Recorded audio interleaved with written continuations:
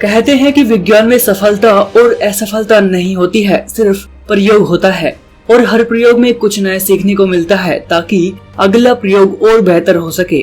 भारतीय अंतरिक्ष एजेंसी इसरो का चंद्रयान-2 मून मिशन भी इसरो वैज्ञानिकों के लिए बहुत कुछ सिखाने वाला प्रयोग साबित हुआ है। कई चीजें पहली बार हुई, कई टेक्नोलॉजी पहली बार विकसित की गई। अंतरिक्ष में कक्षा बदलने के दौरान तय गति और तय दूरी में ज्यादा आगे बढ़े, यानी बेहतर ऑर्बिट मैन्यूवरिंग की गई। इसमें चंद्रयान-2 के ईंधन को बचाने में मदद मिली। आइए जानते हैं कि इसरो ने इस चंद्रयान-2 मिशन में क्या क्या सीखा। नंबर 1, इसरो ने पहली बार बनाया लैंडर और रोवर। रूस ने पहले चंद्रयान-2 के लिए लैंडर देने की बात कही थी, लेकिन उसने कुछ समय बाद मना कर दिया था। इसके बाद इसरो वैज्ञानिकों ने फैसला किया कि वे खुद अपना लैंडर बनाएंगे, अपना रोवर बनाएंगे। इसरो वैज्ञानिकों ने दोनों को बनाया भी। लैंडर और रोवर बनाने के लिए खुद ही रिसर्च किया, डिजाइन तैयार किया, फिर उसे बनाया। इन सब में करीब 11 साल लग गए। ये सभी स्वदेशी तकनीक से बनाए गए रोवर को हिंदुस्तान एरोनॉटिक्स लिमिटेड ने बनाकर 2015 में इसरो को सौंप दिया था। वहीं विक्रम लैंडर की शुरुआती डिजाइन इसरो के स्पेस एप्लीकेशन सेंटर अहमदाबाद ने बनाया था। बाद में इसे बेंगलुरु के URSC ने विकसित किया।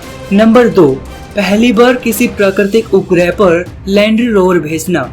इसरो ने चंद्रयान से पहले तक किसी उपग्रह पर लैंडर या रोवर नहीं भेजा था। ये पहली बार है कि इसरो के वैज्ञानिकों ने किसी प्राकृतिक उपग्रह पर अपना लैंडर और रोवर भेजा। भले ही विक्रम लैंडर तय मार्ग और तय जगह पर सही से न उतरा हो, लेकिन वह चांद पर है।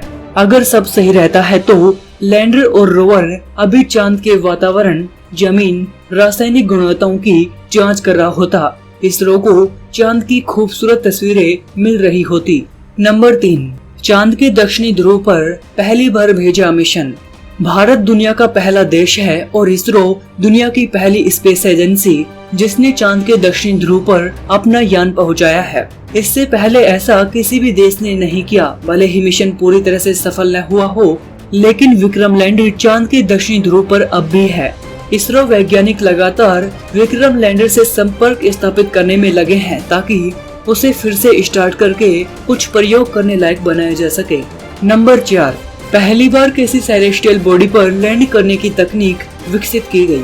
इसरो वैज्ञानिकों ने पहली बार किसी सेलेस्टियल बॉडी पर यानी अंतरिक्षीय वस्तु पर अपना यान लैंड कराने की तकनीक विकसित की, क्योंकि पृथ्वी को छोड़कर ज्यादातर सेलेस्टियल बॉडी पर हवा, गुरुत्वाकर्षण या वातावरण नहीं है। इसलिए विपरीत परिस्थितियों में किसी अंतरिक्षीय वस्तु पर अपना यान उतारने की तकनीक विकसित करना बड़ी चुनौती थी, लेकिन हमारे वैज्ञानिकों ने यह काम बेहद सटीकता से किया।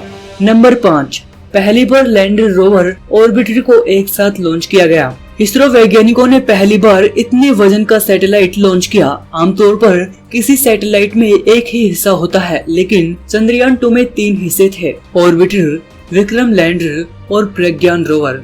तीनों को एक साथ इस तरह से जोड़ना था कि चंद्रयान-2 कंपोजिट मॉड्यूल बनकर GSLV Mk3 रॉकेट के पेलोड फेयरिंग में आसानी से फिट हो जाए।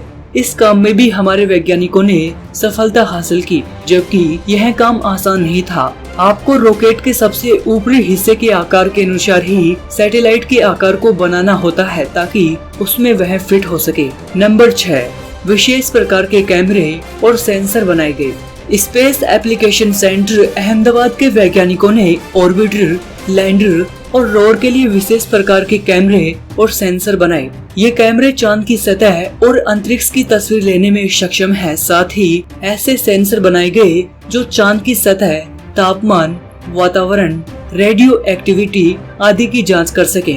इस काम में अहमदाबाद के इसरो सेंटर के ज्यादातर युवा वैज्ञानिक शामिल थे। इस सेंटर से ही ज्यादातर सैटेलाइटों के सेंसर आदि बनते हैं।